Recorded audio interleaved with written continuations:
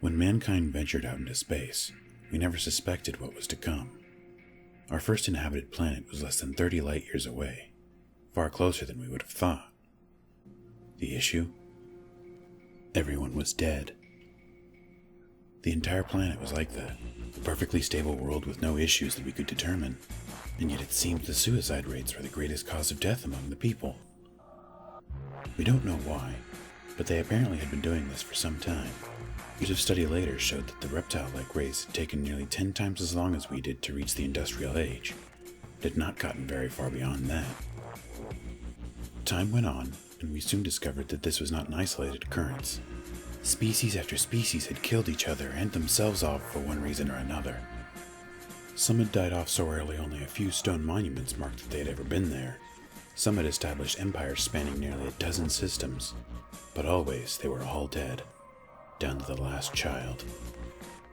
And so, we traveled the stars, colonizing the lost homeworlds we found, along with others. We studied the creatures on many worlds, although none bore intelligent life. In time, we studied the technology of the more advanced dead races, gleaming a scientific secret or two we'd missed. It was rather amusing to see the scientific community collectively slap their heads when they see the simple ideas and concepts they had missed. Once, and just once, we found a sentient race still alive. On a planet with 3/4 the gravity of Earth, a planet primarily dominated by juncals, or a race of insect-like scavengers. They were barely beyond the Stone Age, farming and agriculture still in its early days. We considered making contact, but in the end decided against it. They were a very violent race, and many would kill one another for the smallest detail. Suicide also seemed to be something that they would resort to with little or no good reason. In fact, the entire race seemed insane.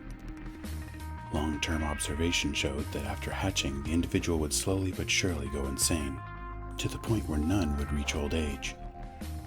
In fact, the only reason this race had not yet gone extinct is a combination of high birth rates, short lifespans, and a child being able to defend itself hours after birth. In any other race, this bizarre affliction can and did drive them to extinction. For nearly 700 years, mankind grew and expanded. We did not find another living race during that time, or find out how we were immune. Many came up with theories, but none fit better than any others. Ethnic, religious, and cultural differences became less important when you were away from Earth. And in the end, those who could not agree simply lived on different worlds. The UTA, United Terran Alliance, controlled over 87% of mankind's colonies from its seat of power on Earth. A few rogue factions cropped up. Piracy and smuggling saw rebirth in this new space age, and mankind went on as it always had. Then a moment that would change our history came.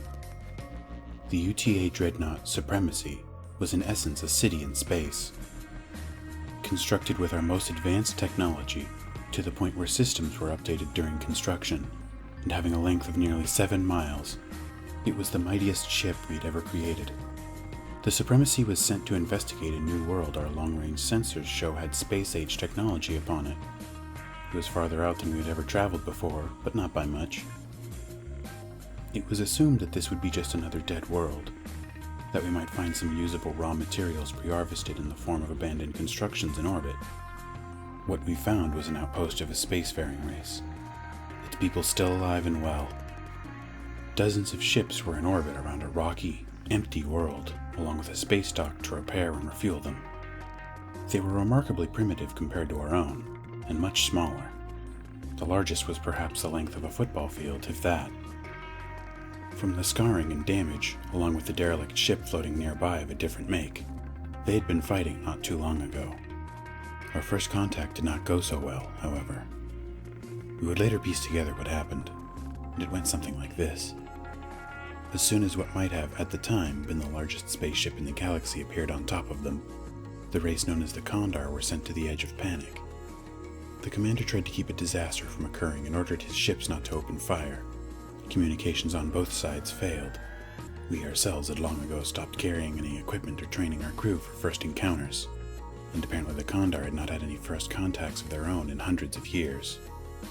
It also didn't help that our subspace communications were just advanced enough that the garbled words the poor Kondar picked up on their outdated system sounded horribly sinister and alien even by the wide standards of the galaxy as it now was. Then, one of the Kondar gunmen on the closest ship had a panic attack after hearing our garbled transmission.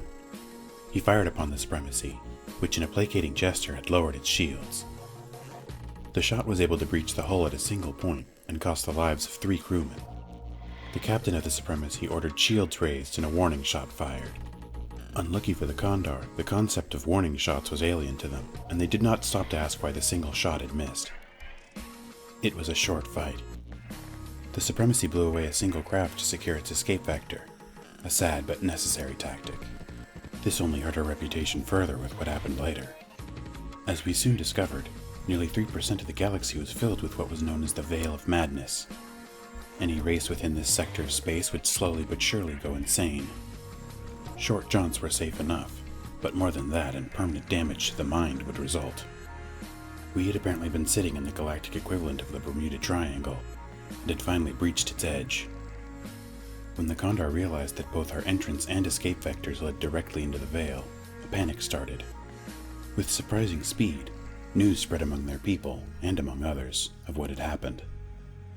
The story grew worse with each retelling, especially once it left official military records.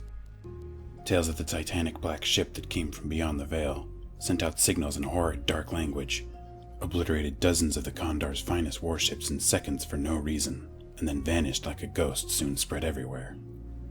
Humanity had become the boogeyman of the universe. Apparently our government's size and our tech level was a fair bit higher than most races due to all the breathing room we had. The galaxy is a very crowded place, the larger empires usually spanning no more than 20 or 30 systems. Raids from pirate groups further cemented our dark reputation, and in time we came to work with the role. Every attempt to convince people that we wanted fair negotiations was seen as a deception. Rather than fight a losing battle, we played to the role given to us. Soon we were seen as wicked but not unreasonable, and gained both fear and respect throughout the galaxy. Few humans appeared in view of aliens outside of deliberately frightening power armor, and human ambassadors used voice synthesizers to sound like that first garbled communication we had. Looking back, it's actually worked in our favor. After years of contact, most alien races know almost nothing about humans, other than the exaggerated horror stories. The only bit of info we were more than happy to share with them was the reason we can live in the Veil. Turns out we were all a little crazy to start with. I think the fact we're pulling the largest practical joke in the galaxy was already proof enough of that.